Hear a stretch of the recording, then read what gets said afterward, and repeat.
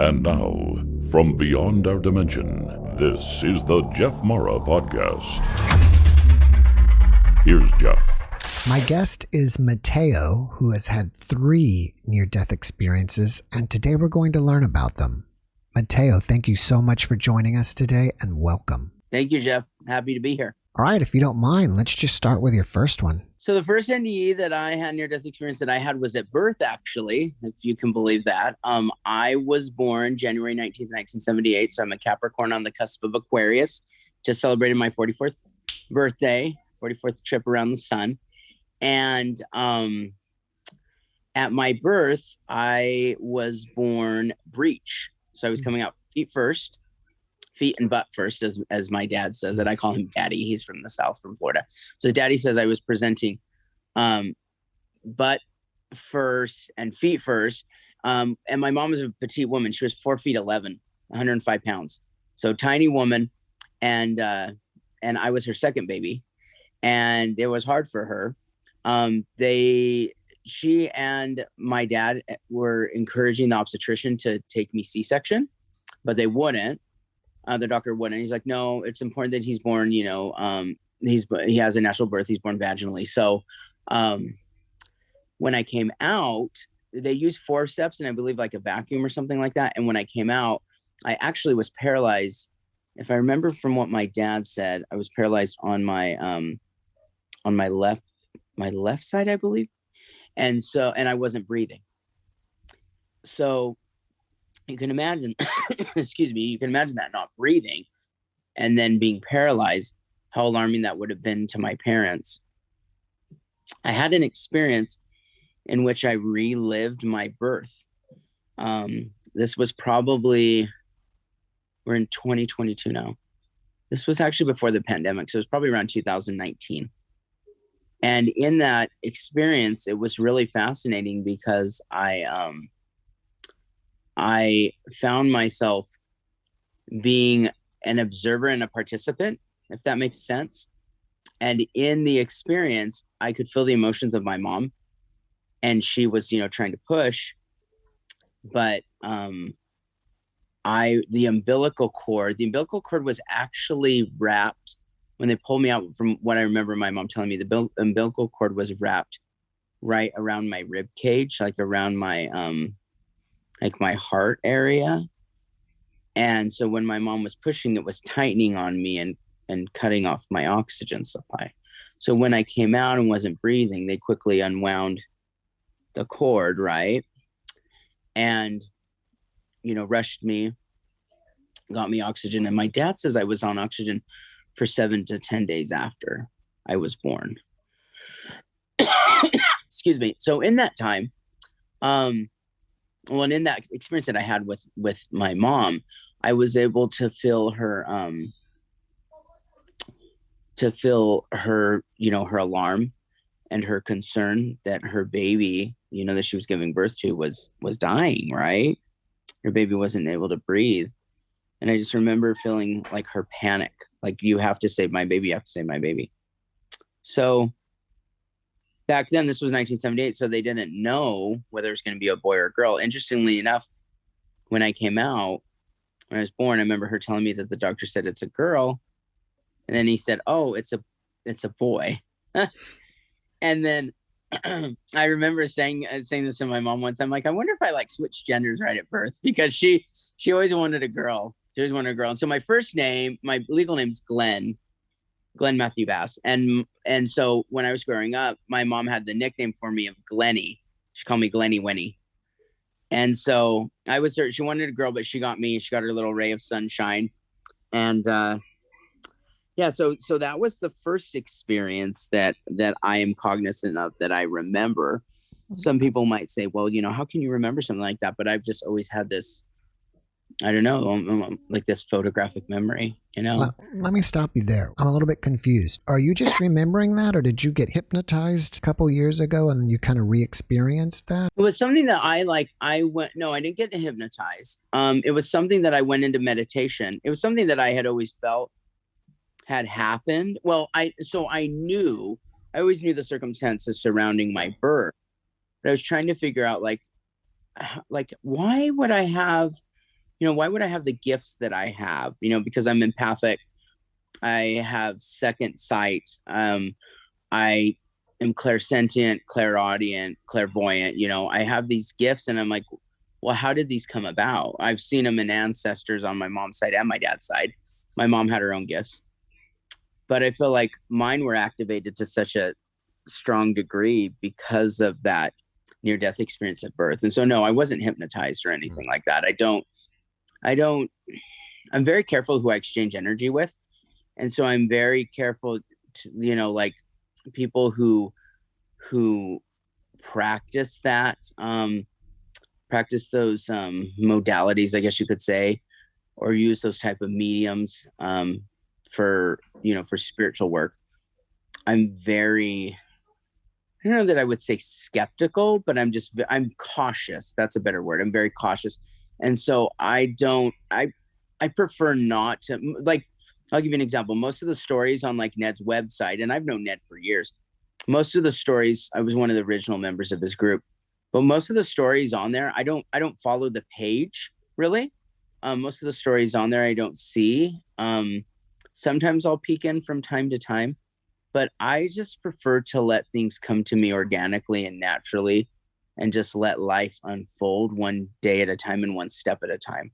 So no, I was never hypnotized or anything like that. Before we move on to the next one, I want to get one more question in, and that is, you mentioned that you have second sight. What is that? So, well, second sight's more like, I guess second sight would be, from what I understand, like second sight is like a term of like, things before they happen, or you see things a lot in your mind's eye. So Capricorn's on the cusp of Aquarius. Capricorns are ruled by the crown chakra. You probably know what the chakras are. Chakras are also like chakras are referred to as the light centers in the body. So you have your crown chakra, you have your third eye chakra, you have your throat chakra, you have your solar plexus chakra, your heart chakra, your solar plexus chakra, your sacral chakra, and your root chakra. And I learned about those just in my own, my own study and my own journey. I was born and raised in the Mormon faith, Church of Jesus Christ of Latter-day Saints. And in my own, maybe esoteric, journey, I guess you could say, my own paranormal or spiritual, supernatural journey, I just always felt there was something more than just religion, right? And so I began studying and began, trying to really understand, and then also looking at my family history. I've done extensive family history research on my dad's side. A lot of it had been done by my pioneer ancestors on my mom's side, because they were pioneer ancestors who came from England and then joined the Mormon Church and then crossed the plains with the Mormon pioneers in the early, around 1845 to 1850. So I knew that, and I was very close to my grandmother, who was a Gemini. She's one of my favorite people. And so I learned a lot from her, and she would tell me about the spiritual experiences that our ancestors had, spiritual experiences that she had. And then I started noticing my own gifts opening up at like a very young age, like a very, very young age. Do you think that the near-death experience was the catalyst to you getting these gifts? I honestly believe so. I feel like if they were already there, and I think it amplified them. It amplified them and unlocked them to a degree that, there's still days where like I will be talking to people and I'm like, I say exactly, and they're like, you just read my mind. And I'm like, I know, sometimes it's a little bit scary that I do that, or I'll start asking them questions and they're like, most people, they're like fascinated by it. Some people I feel like I've scared them. They're like, you're scaring me right now. And I'm like, okay, I'm sorry, wasn't trying to, so I'm very careful now. I'm very, very, I don't read people. If somebody tries, because I'll feel the spirits of people trying to communicate. It had happened this morning at the gym, and I was like, okay, I'm like, why am I getting a grandfather figure? It's a guy I just met, and he's just like, his eyes got wide. He's like, I'm like, why is he calling you mijo? And he's like, starting, like his eyes are filling with tears. And I'm like, oh shoot. And I just turned to the grandpa. I'm like, can't do this right now. Sorry. I'm like, I got to go to work, So And the guy like reached out to me after, and he's like, I'm so glad I connected with you. We're going to be great friends. And I was like, yeah, like I only do it for people who are open and receptive. Sadly had some bad experiences with it. I shouldn't label them bad, learning experiences, with that, because you're always going to get the naysayers and the doubters and stuff like that. Or, I've done readings in the past, and I'm open to doing them again. If your audience is listening, I am open to doing that. But whatever comes up in a session comes up, Jeff. And I would tell people that. I'd say, look, I made it affordable, for people. I was always cognizant, of people's situations and stuff, and I'd make it affordable. But I would tell them, I'd say, look, you may not like what's going to come up, but the body keeps the score. The astral and the physical body keeps the score. And if those things are ready to be healed and ready to come up and come out, you either accept it and move forward, or you don't accept it and you stay stagnant and the energy stays stuck. And I say that from personal experience, Jeff. I've had that happen in my own life. I spent a year brief relationship. I'll go off on a quick tangent, very quick, and then we'll circle back. I've been divorced. I was married for 15 years, and we were in what's called a mixed orientation marriage. So that's parlance in the Mormon faith. So I am a bisexual man. I guess I don't like labels, but I'm attracted to both genders, have been since I was a kid, and knew that. Attracted to girls, and attracted to men and to women. And my ex-wife knew, and we tried to make it work, and we were married for 15 years and stuff like that. And it was really, really hard. The last 4 or 5 years of our marriage were really, really difficult for both of us. But, knowing that and trying to live, life and stuff like that with that. And then also trying to reconcile those things, with the teachings and stuff like that of my faith. And also, trying to accept my gifts was really, really difficult. Since I've accepted myself for who I am and the attraction that I have, and I've come to realize that really more than anything, I'm more attracted to the energy of another person. It's been really helpful. It's been incredibly helpful to me. But when I did, some medium work, I had a friend I had met at the gym, and she encouraged me in it. And my first session, I connected with her dad. And it was a very healing session for her. A lot of tears shed, a lot of emotion release and stuff like that. And she subsequently, she had people lined up for me. So I started doing readings. The fact of the matter was at the time when I did the readings, I wasn't healed. And I'm in a completely different space now where I am healed and I am healing. And so because of that, because I can stand firm and resolute in my own power and in my own emotions, I'm able to create a safe space for people who are looking for that. But like I said, Jeff, the body keeps the score. Energy presents itself because it wants to be released. It wants to be healed. And sorry. Let's go ahead and move on to the next one. Okay, so the second near-death experience happened in 2018. So in 2018, January 19, 2018, I turned 40. And I actually was in around 2016, just to back up a little bit. In 2016, I was in a chaplain program to become a interfaith chaplain, provide hospice services, different things like that. And when I was in that chaplain program, Jeff, I had 3 things come to me energetically. I remember I was sitting here. I'm actually living in the same tiny basement apartment where we were all living together. I'm still here, and they moved a couple houses away.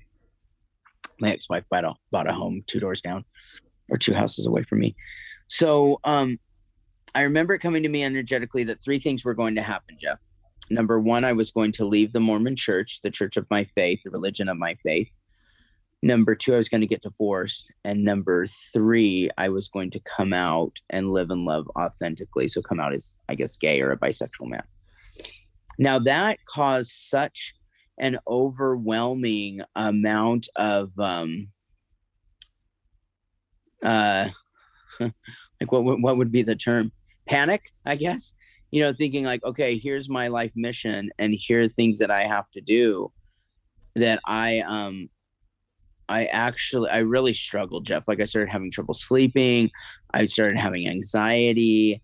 And mind you, at the time, I wasn't doing the things that I needed to be doing. Like, I wasn't practicing good self-care, like exercising, eating right, and different things like that. So it became very overwhelming for me. And I remember thinking, like, how am I going to do this? And, I was married to my ex at the time and stuff. And so this was 2000. So we're back to 2016. Well, started getting to the point where I felt like, and this happens with people, I don't know if you know anything about like awakenings or Kundalini awakenings or different things like that. Mm-hmm. This happens to people, and I was starting to awaken. And, a lot of times with a Kundalini awakening, you feel like you're going crazy. And I literally thought I'm losing my mind. I'm literally, and I was, if I think about it now, I was losing my mind because my paradigms were shifting. Everything was breaking down. Everything was being completely stripped away from me.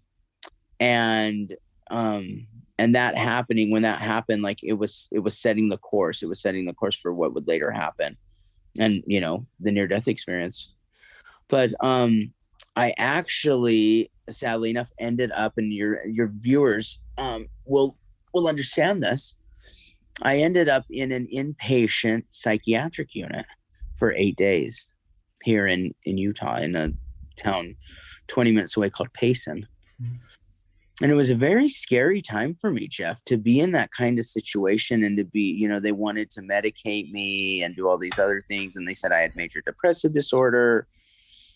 And I was able to, I've been able to completely cure that through coming to know who I really am, through going through my own awakening, through changing my eating habits, through exercise, through mindfulness and meditation, and then talking to good friends, and just living and loving authentically. So in 2018, when we made the decision to get the divorce, my ex-wife, my former wife, had been asking me for 4 years for a divorce. First time that she spoke about it with more urgency and basically, with some threatenings, I guess you could say, was in 2016 when we went on our first family vacation out of state. We went to Legoland with the children. I have a daughter who's nearly 15 and a son who's almost 10, my little Libra and my Pisces. And we were driving down, heading down south. We were actually just around Beaver, Utah. And I remember her turning to me and she said, if things don't change in the next 6 weeks or 6 months or something, she said, I want a divorce. And I just remember looking at her and I said, how could you say this? I'm like, this is our first vacation together, and I remember I was really emotional and upset and stuff like that. Well, when I turned 40 in January of 2018, we were both physically, we weren't healthy. We had grown apart. We weren't happy. And I remember going out to lunch with a friend and making the decision and realizing like, okay, I'm ready. And so that day I went back home and we, lay down together in bed and just, we're just chatting. And I told her, I said, I want a divorce, and not realizing at the time that was going to be a major catalyst in what would happen next. So when I was, after that experience, we decided that we would give ourselves the opportunity to get to know other people, right?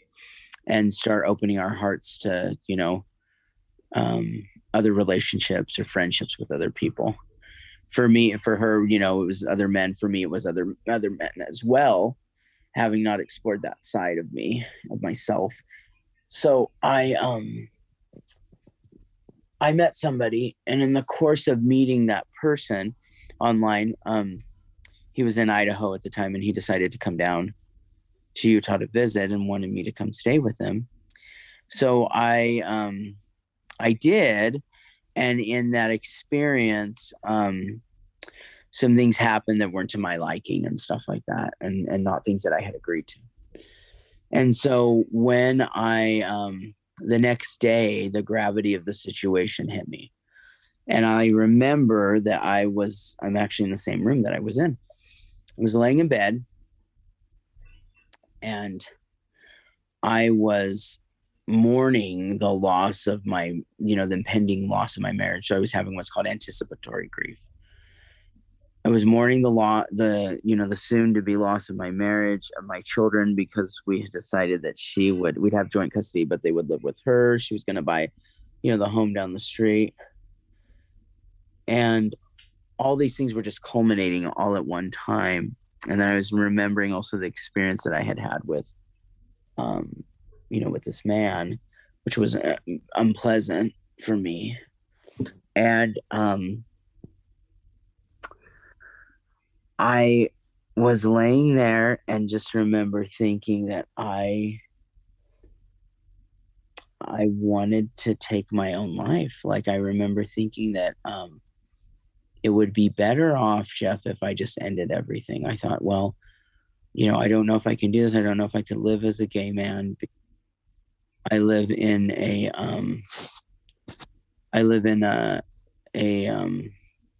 a culture, for example, that first and foremost has not been the most welcoming towards members of the LGBTQIA community. They are doing a lot better than they have done in the past.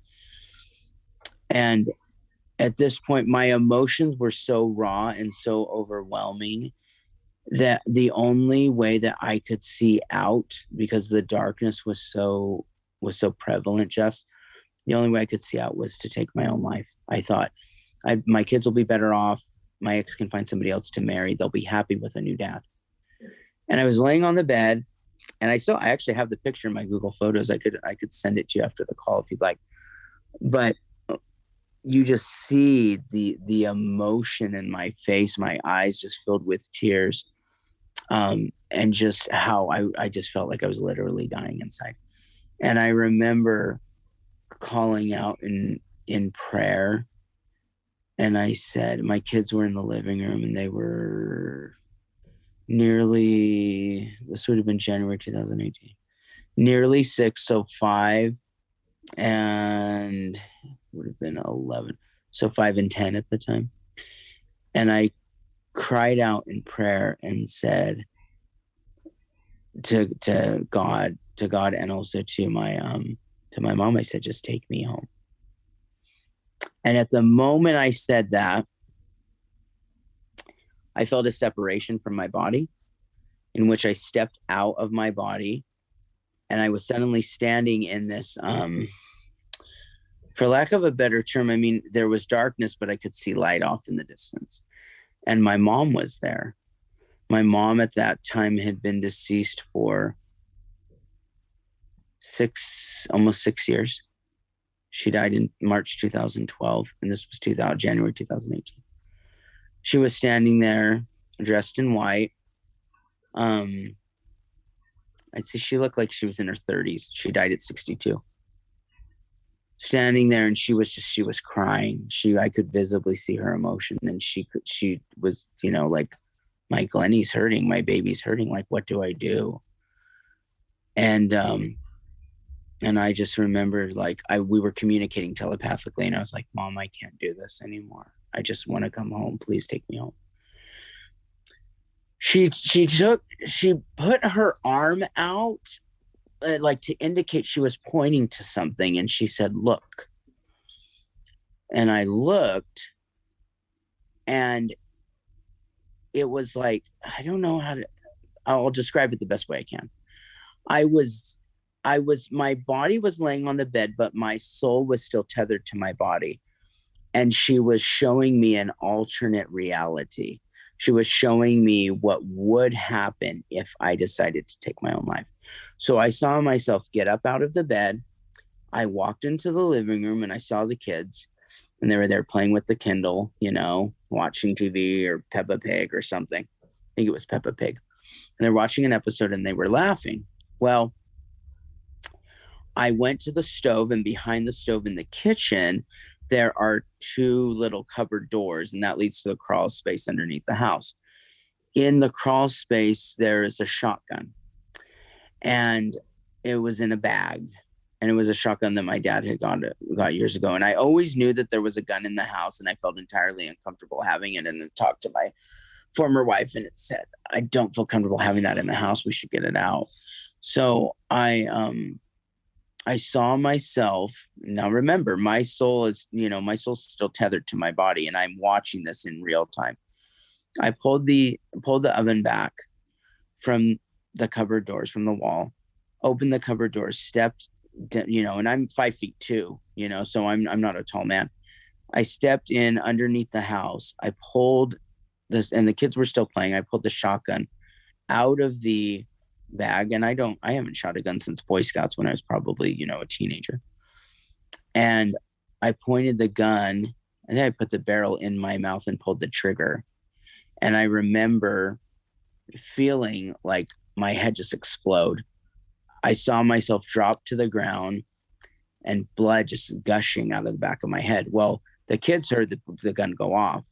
They come running in, and they see me lying there. They're screaming at the top of their lungs. And at the time that this was happening, it was like I was in simultaneous experiences. Okay. And this may be very hard for you and for the viewers to wrap their heads around, but I was in simultaneous experiences at the same time, because I was doing this. Was killed myself. I was also laying back on the bed, but I was also communicating with my former wife via text, and then two of my best guy friends. And I said, I'm getting the gun, and I'm going to pull the trigger. And everyone, all three of them were like, no. And my former wife, I remember, said, I'm on my way home. She's a school teacher. So she's racing to get, she says, please don't do this. And she's racing to get home.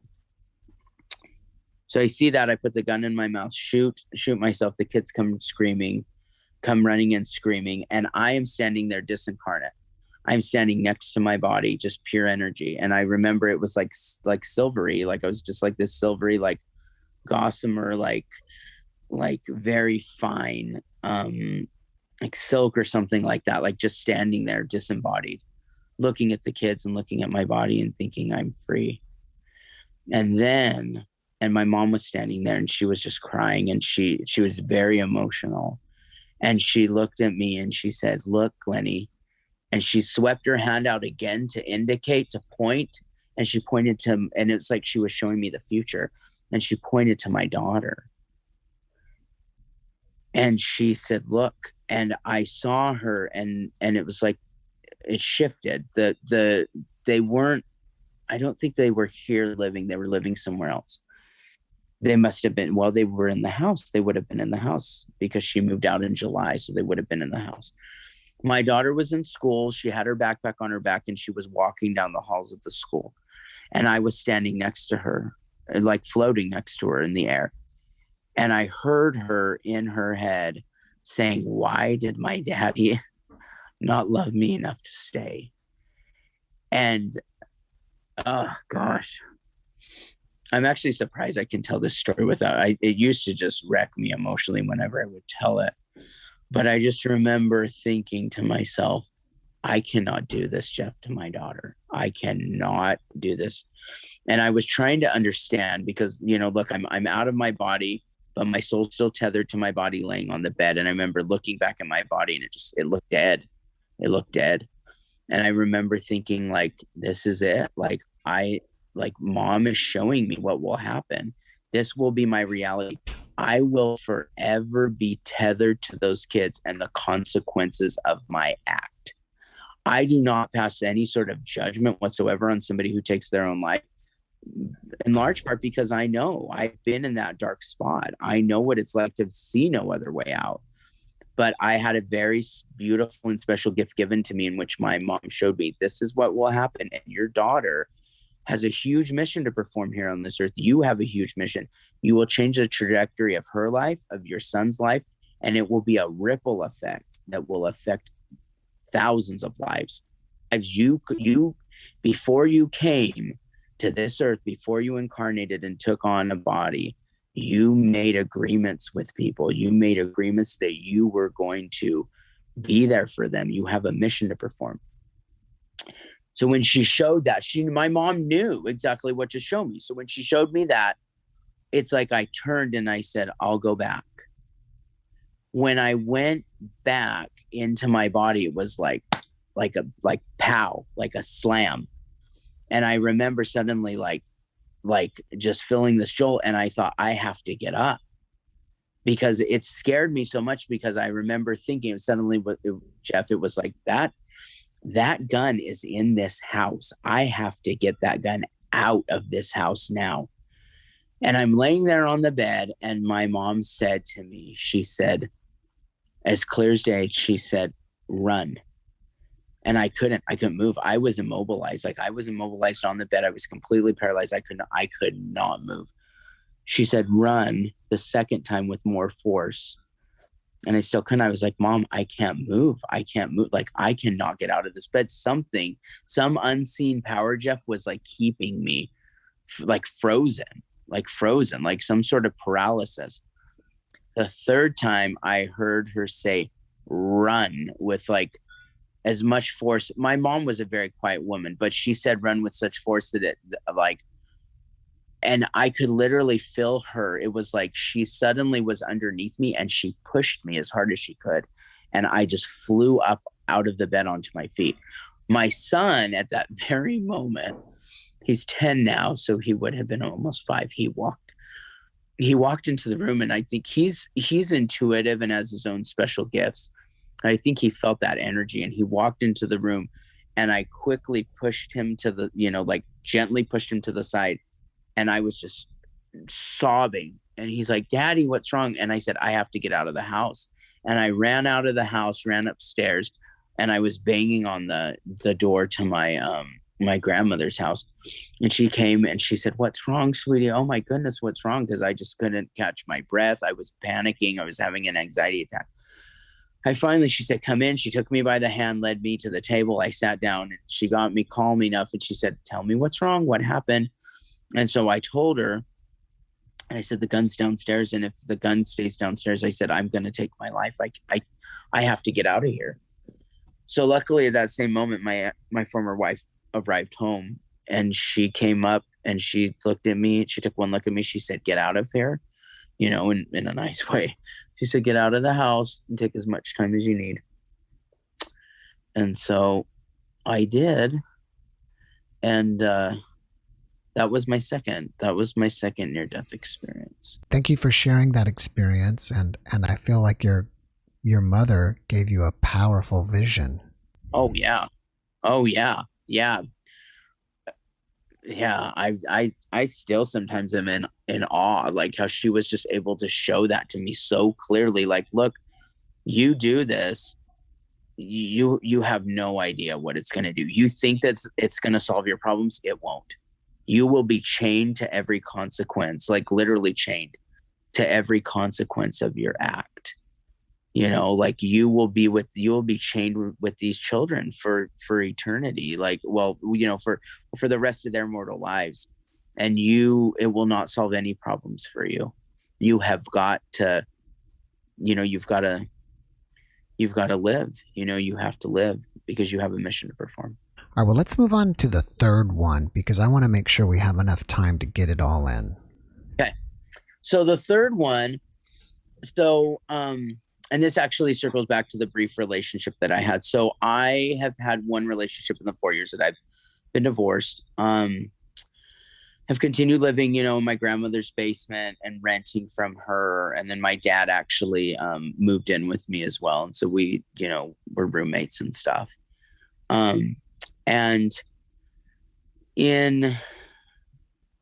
the guy that I dated, we met at work, and we were together probably 3.5 months. It was a very brief relationship. And he left on October 15th of 2020. So we were in, the midst of the pandemic.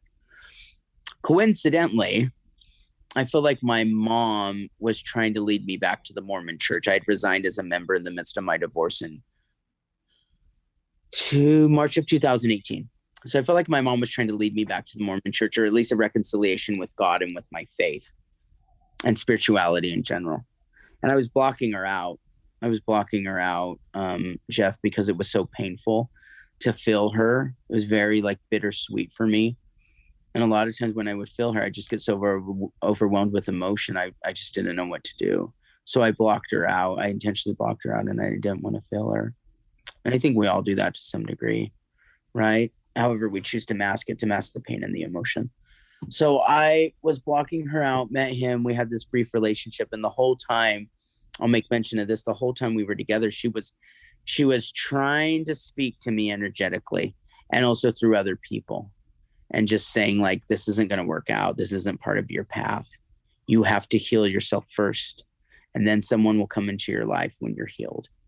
And I just, whatever, Mom, I can do my own thing. This is fun. I mean, the time was in my 40s, early 40s, and this young man was 22. And so it was oh yeah, this is fun, and, looking back now, it taught me some good lessons. So when he left in October 15th of 2020, it re-traumatized me, Jeff. It re-traumatized me, and Matt had me realizing that I was not healed from my divorce. I was not healed from the relationship with my former wife. Because even though we were never good as husband and wife, we were the best of friends, and losing her friendship was really, really difficult, despite us being in a mixed orientation marriage and me, having an attraction to both genders. We were the best of friends and made a great team in that aspect. So I was re-traumatized when he left. And I remember thinking to myself, okay, Mom, fine. So I will just live the rest of my life alone. Everybody else gets to have happiness. Everyone else gets to find somebody to spend the rest of their life with. But here's your Glennie. Glennie gets to spend the rest of his life alone. And I started feeding into that negative energy, Jeff. And if you know about energy, I know about energy. Our listeners know about energy.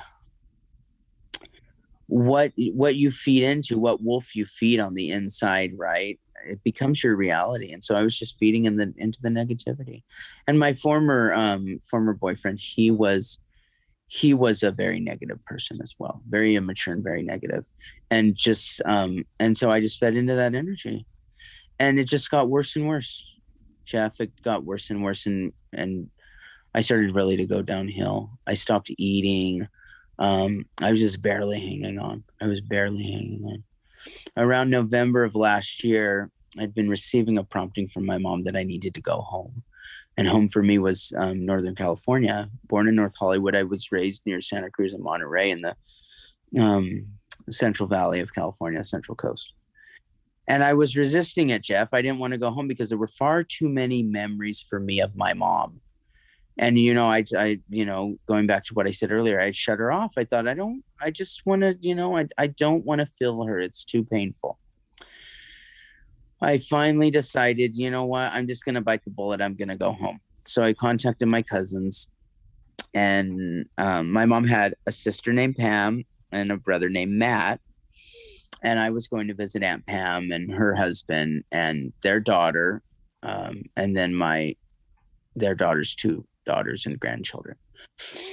And I went home and had a great trip, and it was very, very healing for me. When I came back, I drove back and got home on a Saturday. On a Monday morning, November 15th of 2021, I woke up at 2:30 in the morning in an insanely extreme amount of pain that I have never experienced in my life.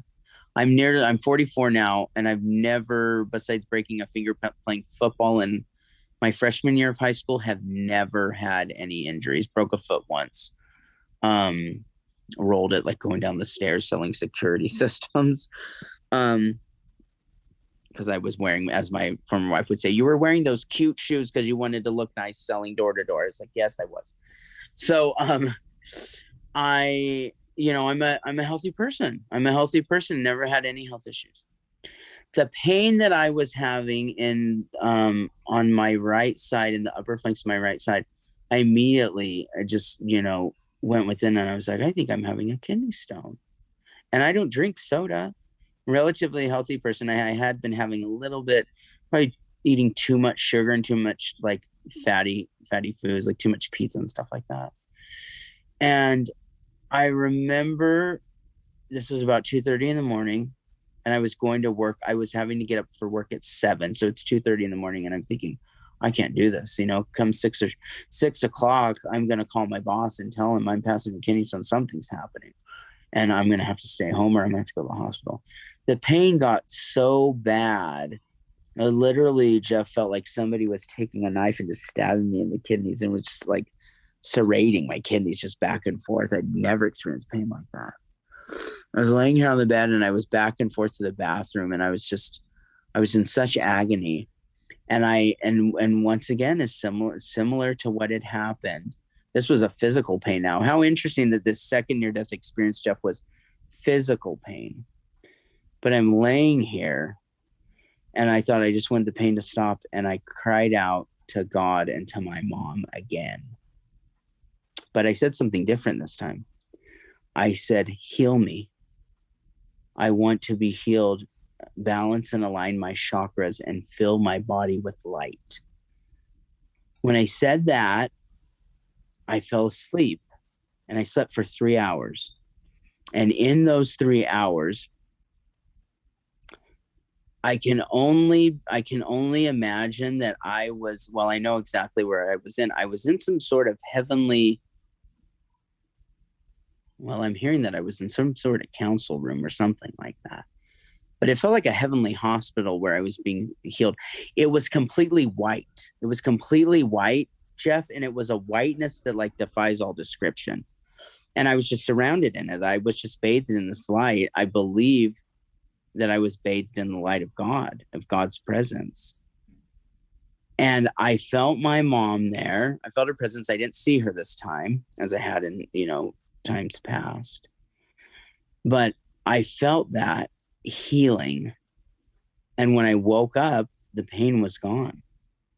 And I got up and I showered and I went to work, and I went into my office and I looked at my boss. I said, I just passed a kidney stone. And he said, are you serious?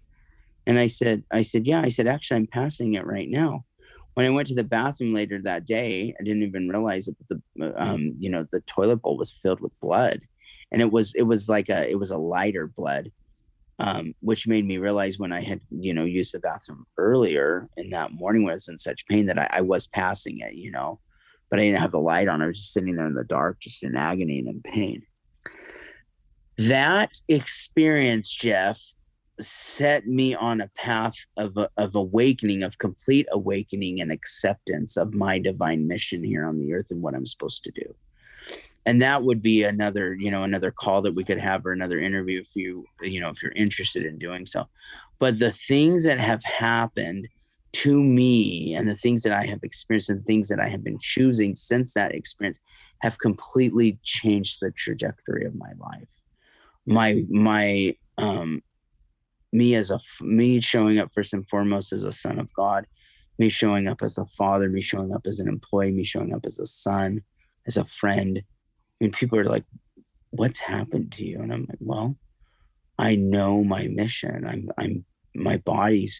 My chakras are aligned and balanced, and my body's filled with light, and I know exactly the direction that I'm heading in. So that was my third near-death experience. Let me ask you this. Where are you on your spiritual journey at this point? Are you spiritual, or have you gone back to the LDS faith? So interestingly enough, I am spiritual, but I am being rebaptized a member of the Church of Jesus Christ of Latter-day Saints. And some people, have thought, like, really? I mean, I had my former wife said something funny. She's like, so you're just going to be celibate for the rest of your life? And I said, well, first and foremost, I'm not concerned about my sexuality anymore. I know what I want out of my life. I know that my path is going back. Part of that path is going back to the Mormon Church and rejoining as a member, being rebaptized. So that will happen the end of this month. Interestingly enough, Jeff, you raised that question. It makes me remember that in 2019, I had a reading done by my good friends. This is a little bit of a promotion and shout out. My good friends, Tali and Ofi Edut, who are astrologers for Elle Magazine, who run a website, fantastic website called Astro Scholar. They term themselves the Astro Twins. But Tali, not even knowing me, had done a reading for me as part of a promotional offer, something I had received in something called B School by Marie Forleo. And she had said, she's like, you're going to go back to the Mormon church. And I remember at the time I said, oh, hell no, Tali, like that's not going to happen, you know? But she saw the things that would happen, and she was exactly right. She was exactly right to a T. And so yeah, at this time, at this conjuncture, this point in my life, I am returning to the roots of my childhood faith, to Mormonism. After your third NDE, how do you think you have changed? The answer to that question is that I finally not only know, but have accepted who I am and my mission here upon the earth. And my mission, first and foremost, is to love. My hashtag that I've used it on Instagram since actually, well, a couple of hashtags that I use. And you can find me, listeners, you can find me with these hashtags on Instagram and also Facebook. Hashtag bird set free, hashtag the key is love, hashtag free to be me, hashtag I am still here, hashtag timeless and iconic, and the one that I love the most, hashtag as if by magic. Those are the hashtags that I use. But those the reason I use those hashtags is they're so relevant to me and to my journey, Jeff, and have allowed me really that third near-death experience. What I received in meditation from my mom, I will tell you this, was that she came through in a very strong yet quiet way and said to me, just be in the moment, live your life, and just be guided by love. Did any one of these experiences, especially the second and third, seem more real than life as it is right now? Yeah, especially the second one, because it was so detailed and so powerful. And then I've had my mom show up in so many ways since, and my dad would actually be a second witness to this. I have a second witness in him, in which he has done things, my mom has done things and shown him now where he's like, he has no doubt. He's like, what is your mom doing? And I'm like, she's leading us along on this path. Her and God are hand in hand, and other relatives. Yeah, I know without a doubt that there's no death. There's no death. We just simply change form. That's all it is. And I'm not scared to die, because I know, well, I won't die. First off, my energy will just transform. But I know that my mom's energy will be there to meet me and to greet me. I've been shown exactly how it'll happen. And I know exactly when I will see her and how I will greet her, and how wonderfully beautiful it'll be. You know, I don't have any doubt about it. So it's so nice to be free from that, the fear, that pain, and that anxiety. You know, I still have my days, you know, where, you know, I still have my time sometimes where like there's the doubt creeps back in and stuff, but then I remember, or my mom will come through and she'll be like, it'll be a song. It'll be something somebody says. She'll speak through another person. And then that speaks to me and pricks my heart. And I remember, oh yeah, this is the path that I'm on. Especially knowing that I have such a huge responsibility. That was something really hard to accept, but she continues to remind me. She'll call me Glennie to get my attention. She'll say, Glennie, just take it a day at a time. Just take it a step at a time and a day at a time. That's all you have to do. So that's what I focus on. Just living for today. Being present. Do you think you've had any negative after effects from these experiences? So the only one that I would say is like I've lost some friendships, and one of them in particular, which she's a woman, probably not listening. She was a very good friend of mine I met at the gym, and she encouraged me to monetize my services as a medium, which is fair, is fair because it's a work and it takes a lot out of you. And I did, but it was very affordable. But a friend of hers that I did a reading for, he was not satisfied with the reading and complained to her. And then she called me and she said some very ugly things to me. And I've forgiven her. I've extended the olive leaf of forgiveness, but there's nothing there. And it's hard. It's hard for me, Jeff, because I work out at a local gym and I see her every morning, but I'm just like, well, she knows.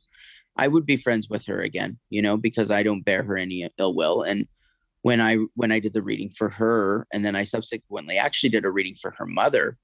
And when I did the reading for her mother, I learned things about her father, which completely made sense why she is the way she is and why she is the person. Like I said, the body keeps the score and energy doesn't lie. And I thought to myself, oh my gosh, it actually made me quite emotional when I learned those things, because I finally realized, so this is why she is the way she is, So negative after effects overall, no. More than anything, it's been healing. I have more energy. I sleep better. I still, I get by on probably 4 to 5 hours of sleep. I don't sleep much at night. Even if I go to bed early, say before 10 o'clock, I'll sleep like 4 or 5 hours, sometimes 6 if I'm lucky. And then I wake up. I typically wake up about 3 o'clock in the morning and just my body's ready to go. And I get to the gym at 4 and yeah, it's 7 o'clock here, 7:10 here in Utah. And I'm thinking, I still got about 3 hours left. I can do some more things and stuff like that. So I'm sort of a workhorse, but no negative after effects. It's been a beautiful experience more than anything. All of them have been beautiful experiences. Blessings. All right. Well, after watching this podcast, people may want to reach out to you and ask you questions or chit chat with you. Are you open to that? And if so, how can they find you? Yes. So you can find me on Facebook, Glenn Matthew Bass. So I'll spell it out. GlenMathewBass. Or you can find me under Mateo Glenn Bass, MateoGlenBass. Remember, Matthew has 1 T, Glenn has 1 N.